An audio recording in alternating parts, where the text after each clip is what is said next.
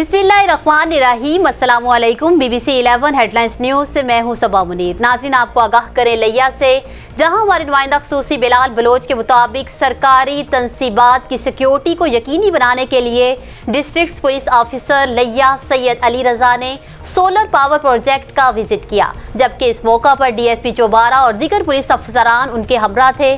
آپ کو بتائیں کہ ڈی پی او نے پروجیکٹ ایریا اور پروجیکٹ پر کام کرنے والے غیر ملکی انجینئرز کی رہائش گاہوں کا وزٹ کیا، سیکیورٹی کے حوالے سے مختلف پہلوؤں کا جائزہ لیا، موجودہ سٹاف سے ملاقات کی اور ڈی پی او لیا نے اس موقع پر گفتگو کرتے ہوئے کہا کہ سرکاری تنصیبات اور امانات کی حفاظت پولیس کی اہم ذمہ داری ہے۔ اس ذمہ داری کو بخوبی احسن طریقے سے سر انجام دینے کے لیے تمام پولیس افسران اور اہلکاران نے اپنے فرائض مستعدی کے ساتھ سر انجام دیے اور کسی بھی قسم کی غفلت اور کوتاہی ہرگز نہ کی جائے۔